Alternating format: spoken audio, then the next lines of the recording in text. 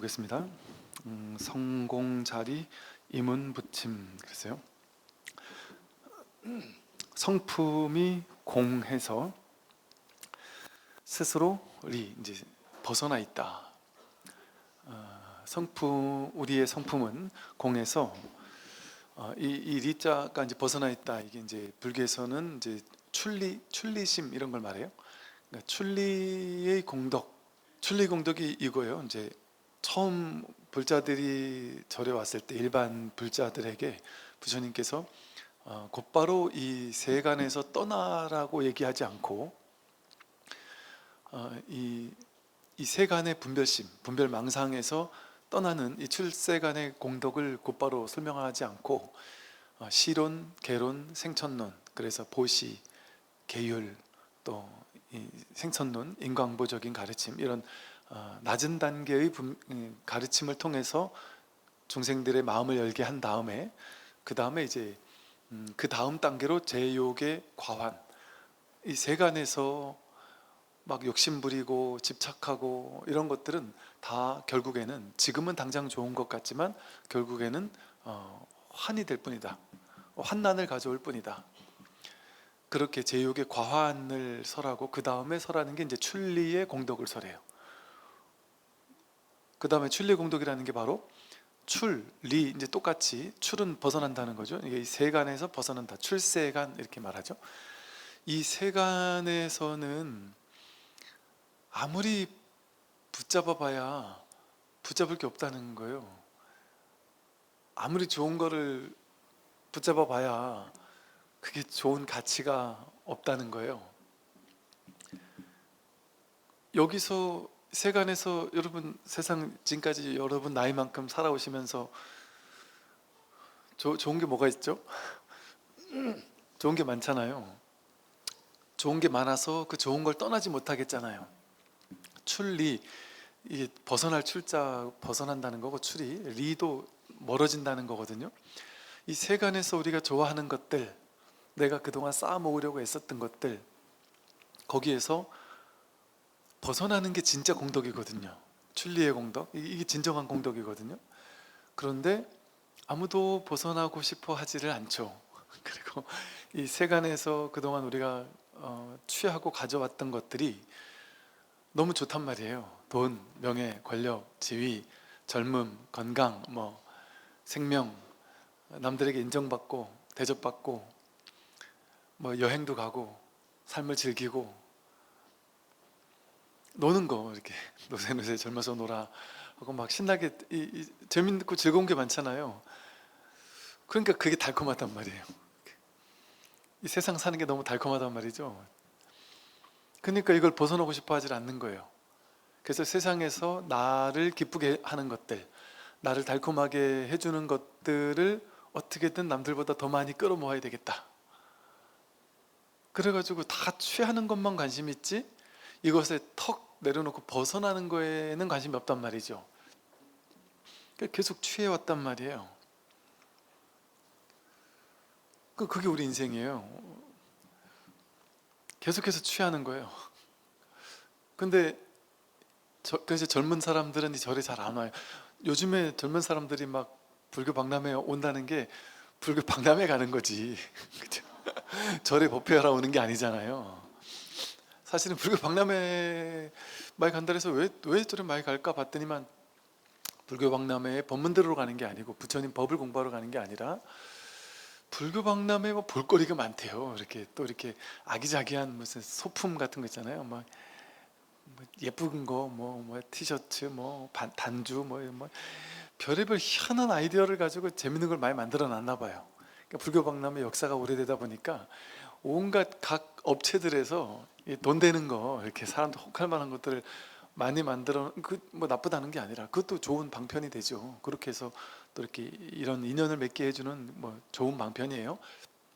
근데 아직까지는 이제 그런 건 좋아하더라도 진짜 이 공부에 대한 마음을 내지 못해요. 왜냐하면 젊었을 때는 20대 젊은 친구들은 출리의 공덕을 어떻게 알아요?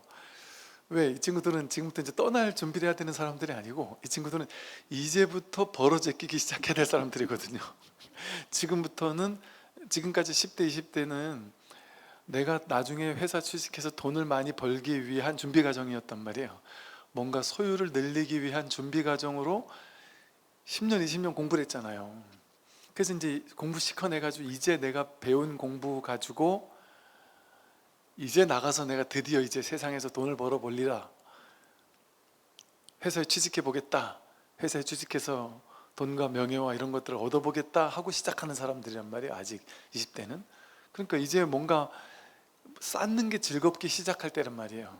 채우는 게 즐겁게 시작할 때인 거예요. 근데 이제 막 채우는 즐거움에 빠져 있는 사람들인데 천리공덕을 얘기하면 되겠어요? 그 제가 군에서 장병들한테 이게 막 법문, 일상적인 법문을 매번 하다가 어느 날 가만히 보니까 누가 그 얘기를 하더라고요. 스님, 장병들한테 그렇게 자꾸 출리심, 무소유, 뭐 마음을 내려놔라, 뭐 집착을 버려라 이런 얘기만 하면, 얘네들은 이제 시작도 안 해본 친구들인데 뭘 벌어보고 나서 거기 미련을 버리는 거는 뭐 그럴 수 있으나, 이제 시작도 안 했는데다가 이제는 뭔가 시작을 해야 되는 타이밍이라 시작을 잘해라 이렇게 해도 지금 애들이, 요즘 애들 지금 집에 있는 친구들이 많아서 전업 청년이 많다는데, 나가서 빨리 돈 벌게 해줘야지 스님, 그 자꾸 집착을 버리고 의미가 없다, 소용없다 이렇게 얘기를 하면 얘네들 그냥 집에 묶어두고서 완전 그러는 거 아니에요 이런 얘기를 하는데 타당성이 있더라고요. 그래서 제가 이제 장병들용 법문을 연구하기 시작한 거예요. 그러면서 이제 한참 그때가 벌써 15년쯤 전에, 최근에 한 2, 3년 전에 부자 수업이라는 책을 냈잖아요. 그 부자 수업이라는 책이 사실은 진짜 한 15년, 16년, 17년 그쯤 전에 제가 장병들한테 어떻게 하면 너네 부자 좋아하지? 그래, 부자 좋은 거야. 나쁘지 않아. 부자 되는 방향으로 열심히 사는 것도 좋지. 그런데 진짜 부자가 뭔지를 알고 돈도 벌어야 돼. 그리고 돈에 집착하면서 돈을 벌면 돈이 더 안 벌려. 그리고 이것만이 전부라고 생각하고 벌면 안 벌려. 진짜 진실, 삶의 진실이 뭔지를 알고 나서 돈을 벌면 돈도 아마 훨씬 잘 벌릴걸? 이런 얘기를, 그런 관점에서 시도해 봤던 어떤 것들이에요. 그러니까 이제 이 친구들이 혹 한단 말이죠. 야, 이 저런 불교는 무소유 아니야? 근데 꼭 그런 것만은 아니었구나, 이렇게 되더란 말이죠. 그래서 이 불교에는, 여기 주변에 돌아보세요. 여기 젊은 사람들이 잘 없잖아요. 그래도 조금씩 있어요. 그래도 가끔 우리 보면 그렇게 젊은데 이 공부하려고 마음 내는 분들은 진짜 선근공덕이 있는 사람들이죠. 선근공덕이. 근데 이게 주변에 우리 이렇게 보면은 주변에 그 젊으신 분들이 보이잖아요.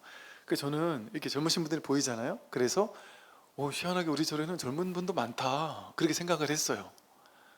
가지고 아따, 이 젊은 총각이 참 대단하네. 그리고 또 어떤 또 내외분한테는 야, 이 젊은 부부가 참 대단하네 하고, 저는 저보다 한참 어릴 줄 알고, 저보다 한참 어릴 거라고 생각하고, 그러니까 완전 애들 바라보듯이 참 대단하세요, 참 기특하세요.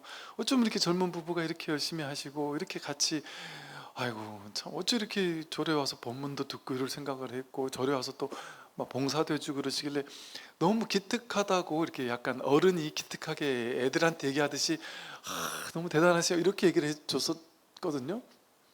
그러니까 어느 날 그 거사님하고, 그 젊은 청년 거사님하고 이제 한참 얘기를 하다가, 아이고 한창 때신데 뭐 자꾸 이렇게 몸이 안 좋다 그랬어요. 그래서 아니 고사님은 어느 정도 되셨어요? 뭐 이렇게 이런 얘기가 나왔어요. 그랬더니 이 고사님이 저보다 2살 많은 거예요. 진짜 깜짝 놀랐어요.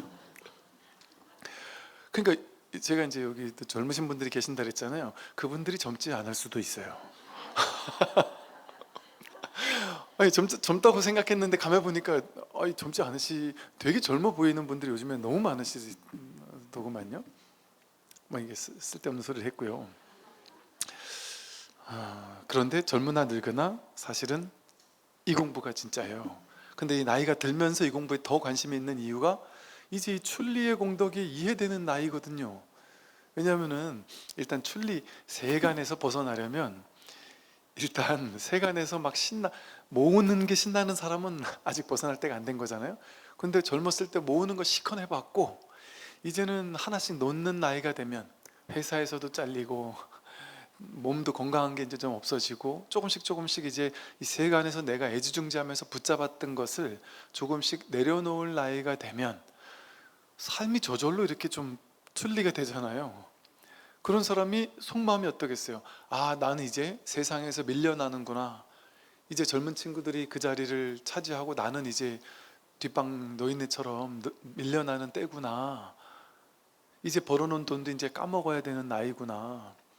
내가 젊었을 때 그렇게 잘 나가서도 이제는 별 볼 일 없는 거구나. 이런 식의 뭔가 자아가 소멸되는 것 같은 충격적 괴로움, 이런 상태에 있을 거란 말이에요. 그래서 제가 인생의 삶의 진정한 반전은 이럴 때 일어나는 거예요. 나는 그 젊은 날에 잘 나가고 성공하고 성취하고 하던 그것들이 점점점 무너지기 시작했는데 오히려 그 나를 둘러싸고 있던 내 소유했던 것들, 이런 것들이 무너지는 대신 진정한 내가 누군지, 진정한 공덕이 무엇인지, 진정한 지혜가 무엇인지, 이거를 비로소 깨달을 수 있는 대반전이죠. 젊었을 때는 결코 한 번도 생각지 못했던 대반전은 이럴 때 일어난단 말이에요. 내가 사라질 때, 내가 세상에서 소외될 때, 그때 이 출세간에서는 환영받는단 말이에요. 이 세간에서는 조금 환영받지 못하는 것 같은 서글픔이 느껴지는 그 나이가 사실은 이 출세간의 공부를 하기 가장 적절한 때일 수도 있습니다. 왜? 이 공부는 본래가 출리의 공덕이거든요.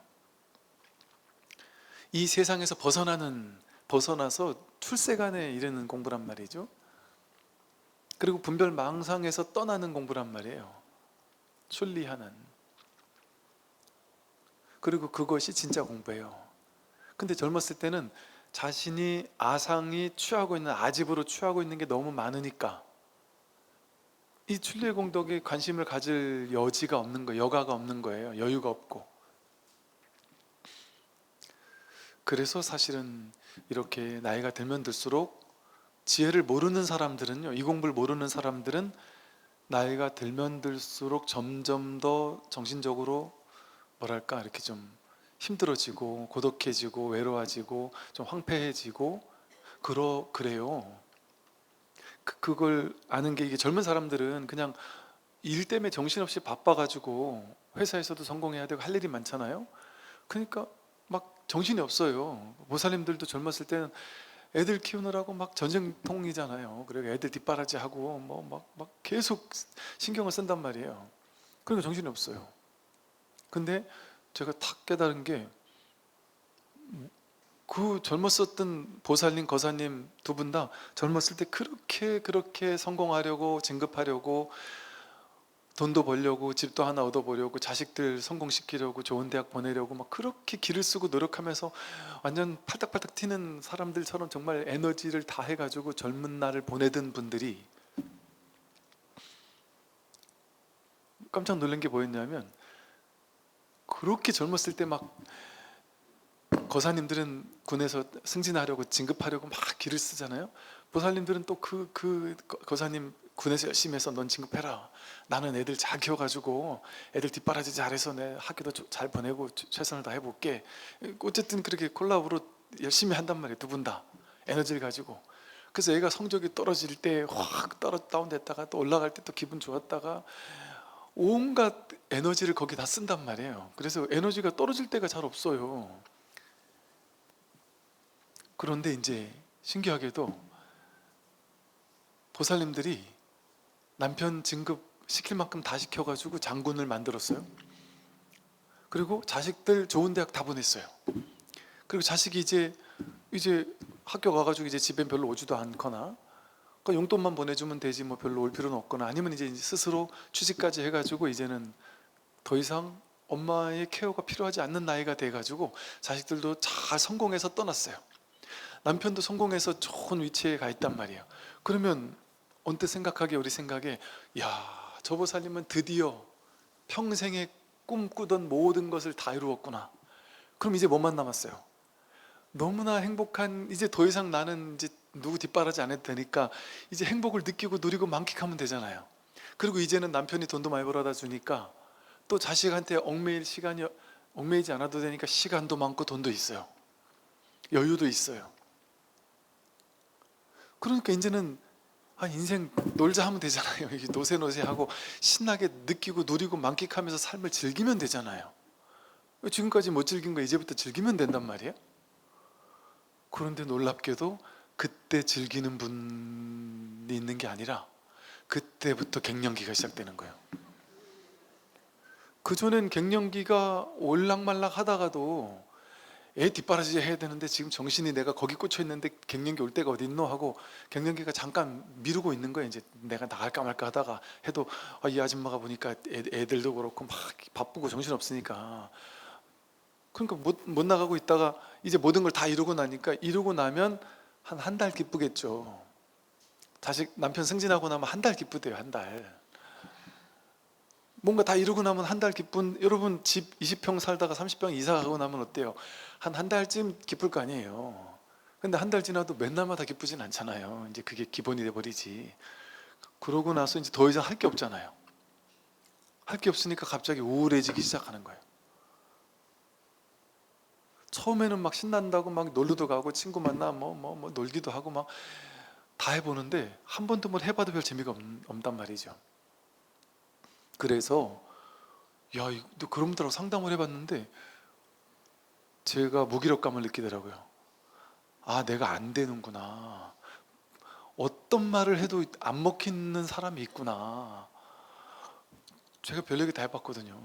취미 활동 가져보세요. 뭐 기도도 해보세요. 수행도 해보세요. 뭐 옛날에 하고 싶은 거 없었어요? 그런 것도 한번 해보세요. 막 별의별 얘기를 다 했는데 이 말이 전부 다 1도 안 먹히더라고요. 제가 미련한 사람이더라고요. 그런 얘기를 하는 제가. 아니 스님, 진짜 말도 안 되는 소리를 자꾸 하지 마시고요. 그 모든 게 하기 싫다니까요. 기도하기 싫다니까. 수행은 무슨 수행하기 싫다니까. 절여기도 싫다니까요. 취미는 취미할 에너지가 없다니까요. 온몸에 에너지가 다 빠져나간 것 같아서 아무것도 하고 싶은 게 없어요. 근데 뭘 자꾸 하라고 하세요? 그렇게 얘기하는데, 이거 기존에는 사람들하고 얘기하면 말이 통했거든요.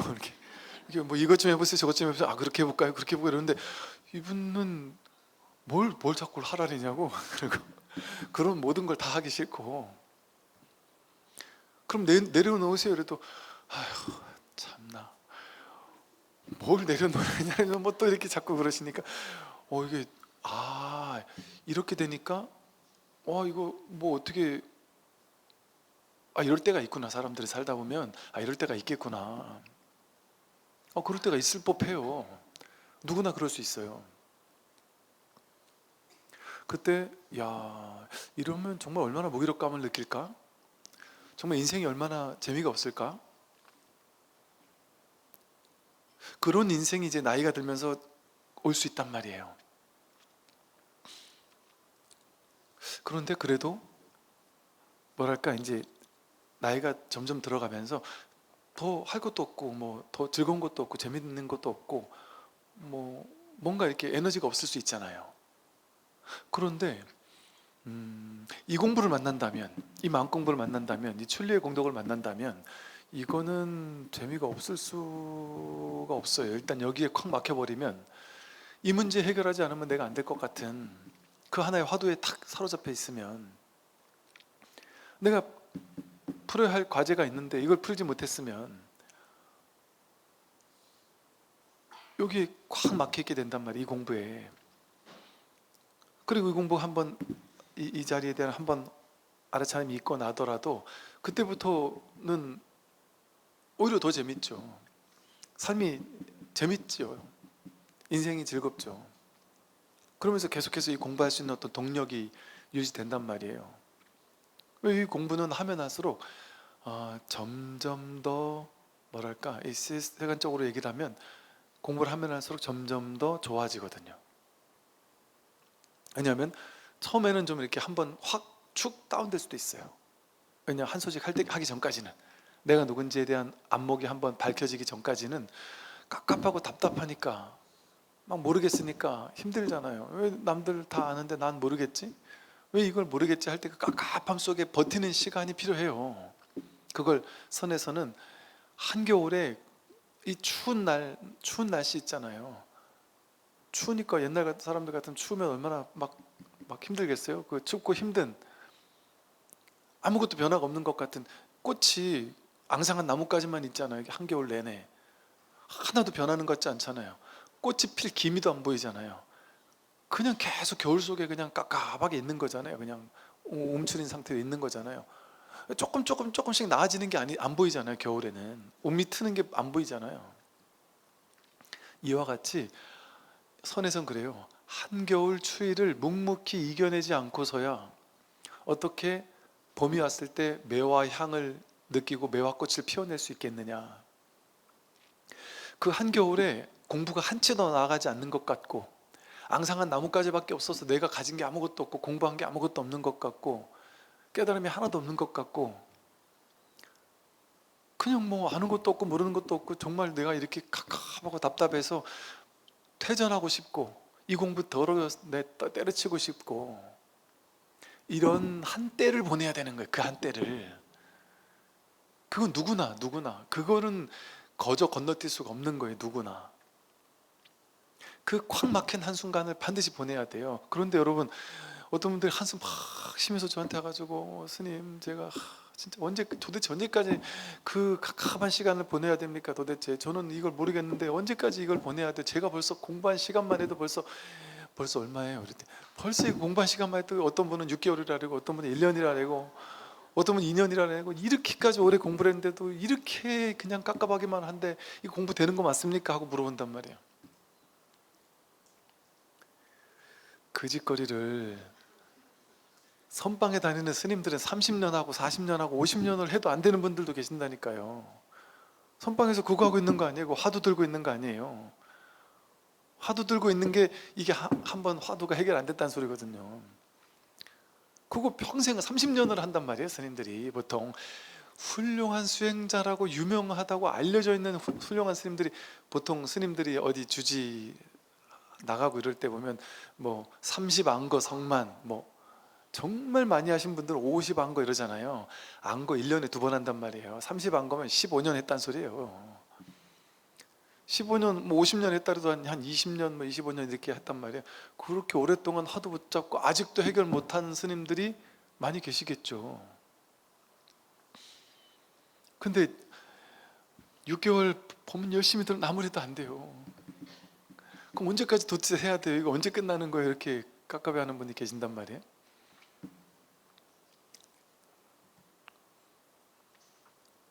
그럴 필요가 없죠. 이게 스님들은 30년 해도 안 된다 그러잖아요. 그런데 옛날 불교에는 이런 말이 있어요. 세세생생 갈고 닦아도 안 된다. 그래서 몇 생을 갈고 닦아도 안 된다. 그런단 말이에요. 근데 고작 6개월, 1년, 2년 공부하고 왜 안 되냐 이렇게 얘기하면, 그렇게 쉬운 공부겠어요? 또 이 공부가 쉬운 공부라고 하면 또 쉬운 공부지만, 그렇게까지 쉬운 공부면 이게 어떻게 생사대사를 해결하는 공부를 할 수 있겠어요? 우리가 생각하기도 그렇잖아요. 스님 스님 말한 것처럼 그렇게 그냥 가만히 난 아무것도 안 하고 법문만 듣는데 진짜 깨닫는다는 게 가능해요? 진짜 부처되는 게 가능해요? 불교가 그렇게까지 쉬운 거예요? 그럼 뭐 아무나 다 깨닫는 건데 왜 못 깨닫는 사람들은 세세생생해도 못 깨닫는다래요? 이렇게 얘기할 법하잖아요. 그렇게 말할 수 있는 측면도 있죠. 그런 측면에서는 어때요? 1년, 2년, 3년 공부한 거 가지고 왜 안 됐어요? 이렇게 얘기하면 그 양심이 좀 없는 거죠. 아니, 3년, 5년, 10년을 해서라도 이거 되면 끝나는 거 아니에요? 10년 만에 되나 5년 만에 되나 뭔 상관 있어요? 상관없어요. 이건 그냥 한번 이 공부 한번 하기만 하면 된단 말이에요. 그리고 야, 이 법문 내가 듣고 내가 이 선의 공부를 진짜 내가 하기만 하면 내가 언젠간 되겠구나, 이 확신을 가지는 데까지 저는 몇십 년 걸렸다니까요. 보통 그래요. 즉, 이 공부만 계속하면 어쨌든 여기서 끝을 볼 수 있겠구나라는, 이게 마지막이다. 그 공부처를 찾는 데만 해도 벌써 30년, 40년, 50년 허비한 사람이 많아요. 그리고 여러분, 이 공부에서 이 공부 해결하신 분들 중에도요, 대부분 뭐라고 얘기하는지 아세요? 지금 여기 공부하러 오신 분들 중에도 그럴 거예요. 대부분 뭔 얘기를 하시냐면, 야, 선생님, 제가 이 공부 만나려고 그토록 헤맸나 봐요. 그러면서 뭐 얼마나 헤매셨어요? 여쭤보면, 제가 30년을 이 공부 어느 게 진짜 진리냐 이거 찾으려고 5만 가지 공부 안 해본 게 없다라면서, 처음에 여기저기 한 10군데, 14군데, 20군데 왔다 갔다 해요, 공부처를. 그런데 그 한 10군데 왔다 갔다 하잖아요. 그럼 꼭 그 중에 두세 군데는 사이비를 갔다 와요. 사이비 많이 갔다 와요. 그리고 이상하게 사이비에서는 또 오래 있어요. 왜? 안 놔주거든요, 사이비에서는. 그래서 그래요. 한 10군데 다녔는데 그 중에 한 처음에 시작할 때는 사이비에서 한 10년 고생하다가, 두 군데 사이비에서 왔다 갔다 하면서 5년, 5년씩 고생하다가, 여기는 좀 사입이 아닌 것 같아 해서 갔더니 나중에 보니까 거기도 사입이어서 거기 나왔는데, 그 15년 사입에서 15년 훌쩍 보내고 나서 이제는 내가 사입이한테 가면 안 되겠다 해가지고 또 어떤 명상단체 갔더니 거기도 또 문제가 있었고, 그래서 난 그럼 이제 정식 불교를 가야 되겠다. 그래가지고 정식 불교 온 다음부터 이제 한 처음에 5년은 기복 불교 가지고 막 기도를 한 5년 동안 죽으라고 기도를 하는 거예요. 근데 기도를 하는데, 기도하다 보면은 기도의 공덕이 있거든요. 기도 열심히 하는 사람들은 뭔가 삼매도 증득하고 뭔가 체험들이 있어요. 기도 열심히 하는 사람들 체험 많이 해요. 그 체험을 하니까, 야, 여기 뭐가 있구나, 그 뭔가 신심이 생기는 거예요. 기도를 통한 신심이 생겨요. 그러니까 이걸 놓지를 못해요. 뭔가 차라리 체험을 안 했으면 이것도 아닌가 하고 딴 걸 찾아보는데, 뭔가 기분 좋은 체험들을 하니까 거기서 또 한 5년 10년 보낸단 말이에요. 그러다가 언제까지 내가 기복만 하겠나, 본문 듣다 보니까 기복은 이제 졸업하고 수행불교로 돌아오세요, 이런 얘기를 한단 말이에요. 그래서 불교대학을 다니다 보니까, 기복은 초짜들이 하는 거예요. 초짜라게 하긴 뭐하지만 좀 낮은 단계의 방편이구나, 내가 수행으로 바뀌어야 되는구나, 이래가지고 불교 온 다음에 처음 기복불교 하다가 이제 기복불교 졸업하고 수행불교로 바뀌는데, 수행불교가 얼마나 많아요. 수행불교만 해도 이래요. 어떤 분은 절에 꽂혀가지고, 그렇지, 온몸으로 수행해야지, 절에서 한 3,000배 하고 10,000배 하고 매일 100배를 뭐 3년을 했어요 이러고, 어떤 분은 100일 기도 3,000배 100일 기도를 몇 번을 했어요 하고, 절 수행해가지고 깨달았다라는 얘기를 듣고 나서는 또 절수행, 한때 절수행 붐이 일어났었잖아요. 어떤 처자가 절수행을 뭐 하루에 10,000배 100일 기도를 몇 번 하고 3,000배 100일 기도를 몇 번 했더니 한 소식 한 것 같다고 막 이런 얘기를 해가지고 막 책을 낸 적이 있었어요. 그때 신도님들 사이에서 갑자기 막 절이 붐이 일어가지고 막 다들 너도나도 절을 하더라고요. 그렇게 절수행 한 몇 년 한단 말이에요. 그러다가 또 갑자기 또 어떤 분이 금강경 칠독을 딱 호기합장을 하고, 금강경 칠독을 하면 공덕이 있다 해가지고 금강경 수행 공덕. 그러다 또 어떤 스님들은 어때요? 신묘장구 대단하니 10,000배 100,000배 100만독 한다. 저희 저 할아버지 스님도, 용성 스님도 그렇고, 무슨 수월 스님이, 근세 선지식들도, 선 공부하던 스님들도 선 공부가 바로 화두가 안 들리는 사람은 신묘장구 대단한 일을 해라 했단 말이에요. 그래서 업장소멸을 한 다음에 선으로 들어오면 더 잘 된다 이랬단 말이에요. 그러니까 또 선에서는 신묘장구 대단하니 엄청나게 해요. 그래서 선에 들어가기 전에 신묘장구 대단하니 기도를 또 엄청나게 하는 분들이, 저도 다 해본 거라서 얘기하는 거예요. 신묘장구 대단하니 기도도 엄청 해요. 근데 또 신묘장구 대단하를 한 몇 년 하다 보면은, 제가 처음 부산 갔을 때 보니까 부산이 그렇게 신묘장구 대단하니가 붐이더라고요. 근데 신묘장구 대단하를 열심히 하다 보면은 또 이런 얘기를 하는 사람이 생겨요. 신묘장구 대다라니는 그거는 조금 이제 그것보다 조금 급수가 높은 진원이 있다.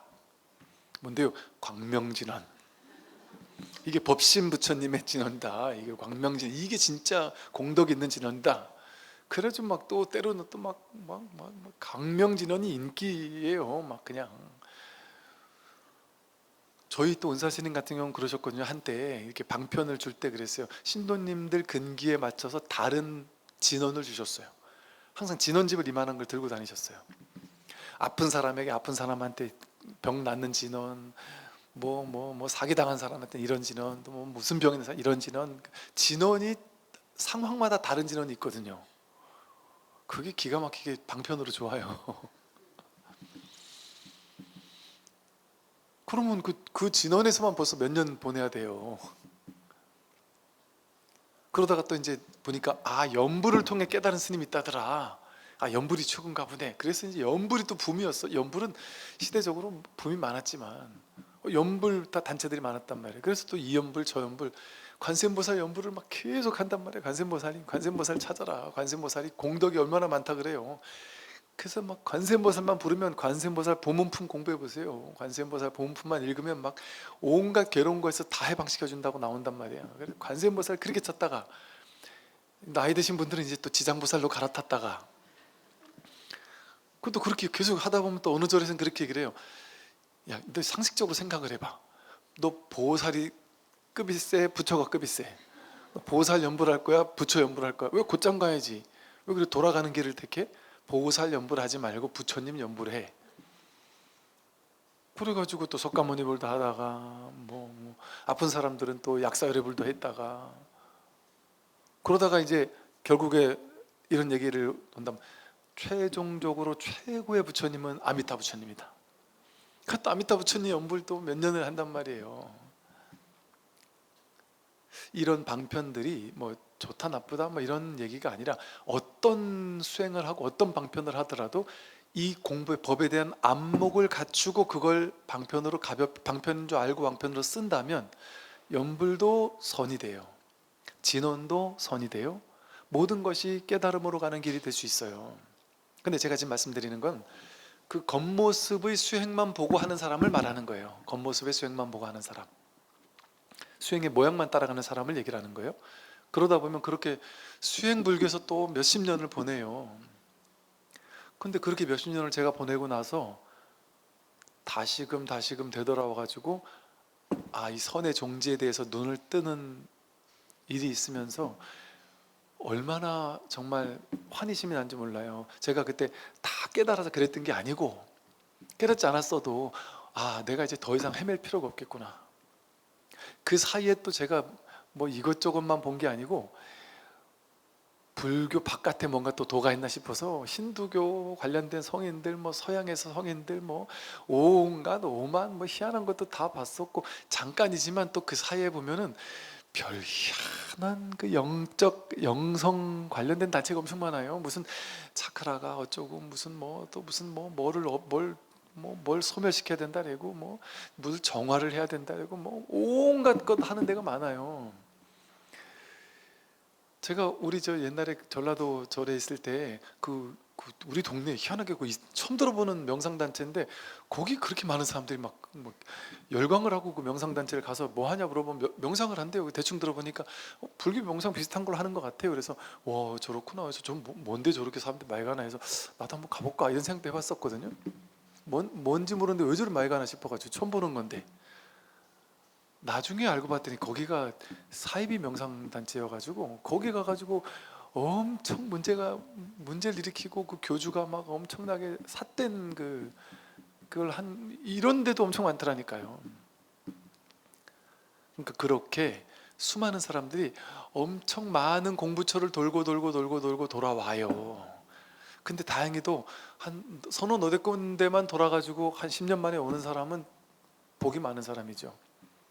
근데 진짜 복 많은 사람은 이런 공부가 뭔지를 전혀 마음 공부, 영성에 관심도 없다가 처음 듣는 게 이 법문이다 하고 참 진짜 대박이죠. 근데 그런 사람 많지 않을 수도 있고 또 그렇게 처음 법문 들었는데 이 법문 처음 듣게 된 사람 중에는 이 법문 들으니까 너무 좋아서 막 미치겠는 거예요. 불교가 이렇게 좋은 건지 감동 너무너무 좋은 거예요. 그런 나머지 이게 너무 좋아서 불교의 모든 것을 공부하겠다고 다시 빠꾸 해가지고 다시 또 시간을 보내는 사람도 봤으니까요. 그러니까 이와 같이 수없이 많은 돌고 돌다가 내가 이제 이 공부에 이제 정착하면 되겠구나, 내가 여기서 이제 내가 끝장을 볼 수 있겠구나, 이 확신만 들어도 깨달음 못지않은 자유와 정말, 왜 이제 내 남은 인생을 걸 곳이 생겼잖아요. 왜냐하면 여러분 20년 30년 전만 해도요, 어느 절에 가도 어느 불교 단체를 가도 모르겠어요. 제가 이제 좀 그때 부족해서 그런지 몰라도, 안목이 부족해서 안 보인지 몰라도, 어느 공부처에 가도 이 공부하면은 금생에 깨달을 수 있어요, 누구나 깨달을 수 있어요, 깨달으면 어려운 게 아니에요, 누구나 깨달을 수 있어요 하고 깨달음을 제대로 가르치는 데가 많지가 않았어요. 거의 없었던 것 같아요. 그래서 그때만 해도 분위기가 어땠냐면, 깨달음은 아이고 뭐 세세생생 기도 열심히 하다 보면, 세세생생 기도 열심히 하다 보면 공덕일, 여러분 금생에 제일 열심히 하는 건 기도 열심히 하고 복 많이 짓고 하다 보면 뭐 한 10생이든 20생이든 100생이든 1000생이든 열심히 하다 보면 나중에 남자로 태어나고 또 출가인으로 태어나서 그때 가서 공덕신으로 태어나서 그때 가서 수행하다 깨달을 수 있는 공덕이 생길지도 모르니까 열심히 공덕 지어 놓으세요. 요 얘기가 기본이었어요, 불교에서 말하는. 그러니까 금생에 깨달은 사람이 아무도 없었다니까요. 그건 말도 안 되는 소리였단 말이에요. 그러니 제가 대학 다닐 때 도반 친구한테 너무 심각한 목소리로, 나는 전혀 금생을 넘길 마음이 없어, 나는 금생에 어떻게든 끝장을 볼 거야, 그러다가 출가했던 친구가 있었거든요. 그게 저한테 얼마나 충격이었겠어요. 또 어떻게, 쟤는 나랑 나이도 똑같은 친구인데 어떻게 저런 생각을 할 수가 있지? 저건 도대체 뭔 생각에서 저런 생각이 나오는 걸까? 그런 식의 저를 충격으로 빠뜨리는 도반들이 몇몇이 있었어요. 살다 보니까 순간순간에 정말 이 바른 공부를, 바른 법문을 이 선을 통해 깨달을 수 있겠구나, 이런 것들을 아마 인류 역사 속에서 지금의 시대 아니면 흔치 않던 시대예요.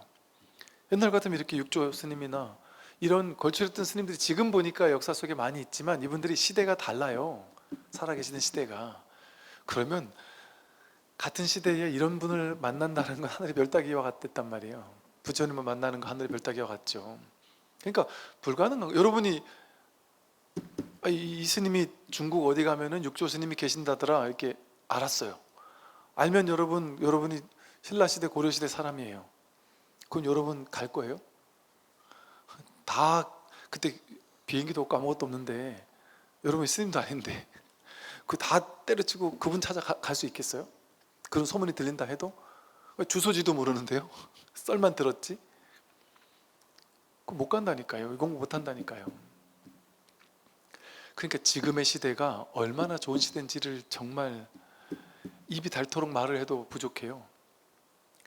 아니 유튜브만 틀면 바로 법문이 나오는 시대가, 이게 어떻게, 정말 충격이에요. 충격. 정말 이거 그냥 충격이 아니고 진짜 미친 충격이에요.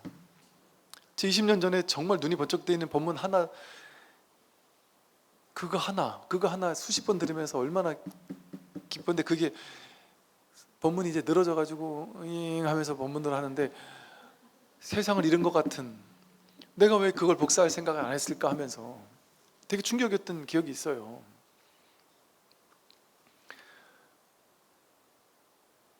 이게 너무너무 귀하단 말이에요. 너무너무 귀한 줄 알면 되는데, 오히려 지금은 이제 역효과죠. 법문이 너무 흔해져 버렸으니까 귀한 줄 모르고 그냥 듣는 거예요. 귀하게 안 듣는 거예요. 그러니까 닌 떠들어라 하고 입에 속으로 틀어놓고 난 내 할 거 한단 말이에요. 이제. 그러니까 되게 귀하게 안 듣는 거예요. 그래서 이게 자기 마음, 정말 귀한 줄 아는, 이 공부가 얼마나 중요한지 아는, 그래서 이 공부에 발심하는, 그게 공부의 전부예요. 그걸 발보리심이라고 했고, 발안욕따라 삼맥삼보리심이라고 한 거예요. 모든 경전 보세요. 깨닫는 방법 있나? 방법 없어요. 발안욕따라 삼맥삼보리심, 발보리심을 내라, 이거밖에 없어요.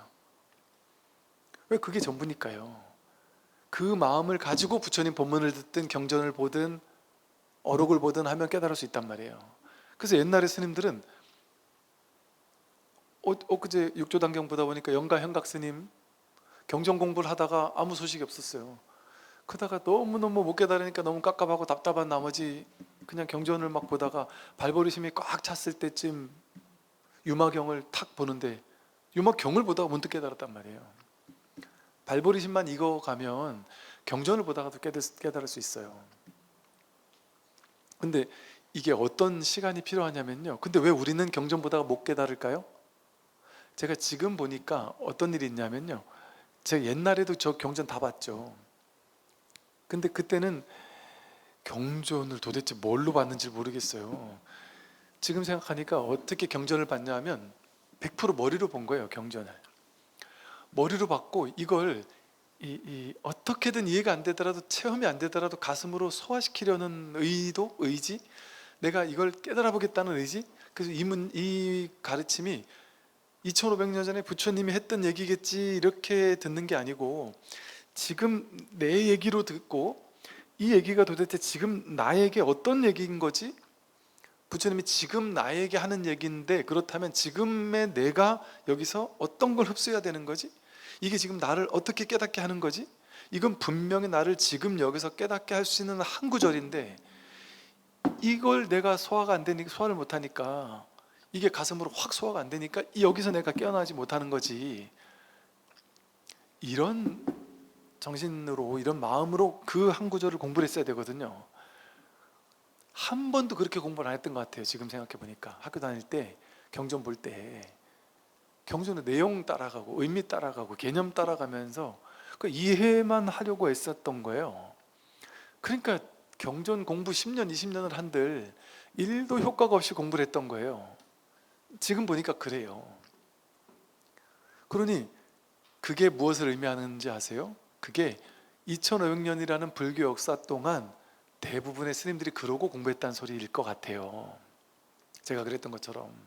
그런데 그렇게 영가현각 스님이 됐든 뭐 진울 스님이 됐든, 경전이나 어록을 보다가, 스승 없이 경전이나 어록을 보다가 이 간절함이 끝끝내 사무쳐가지고 아무래도 안 되다가 끝끝내 사무쳤다가 문득 이 경전의 한 구절에서 깨달았다는 분들이 있어요. 그런 분들은 선근공덕이 있어서 문득 깨달은 사람이거나, 아니면 정말 이 경전 공부하는 과정을, 오랜 과정을 겪으면서 이렇게 공부해도 안 되고 저렇게 공부해도 안 되고 이해도 안 되고 온갖 걸 이렇게 저렇게 다 해봐도 안 되니까 본인이 깝깝했을 거예요. 답답했을 거예요. 정말 미치고 팔짝 뛰었을 거예요. 그러면서 정말 이 갈급함이, 정말 이걸 깨닫고 싶은 건 마음이 막 차올랐을 거예요. 그러니까 그런 마음으로 경전을 보면 경전의 한 구절, 어떤 한 구절도 상관없어요. 그 한 구절이 나를 깨닫게 할 수 있어요. 그래서 그게 바로 이 발버리심이에요. 공부는 이거예요. 이거 다른 방법이 있는 게 아니에요. 방법이 없어요. 그 간절한 마음이 있으면, 간절한 마음이 있고 법에 대한 어느 정도의 안목이 있으면, 법에 대한 어느 정도의 안목이라는 건 뭐냐 하면, 이거는 생각으로 안 되는 거다라는, 분별심으로는 안 되는 거다라는, 이해로는 안 되는 거다라는.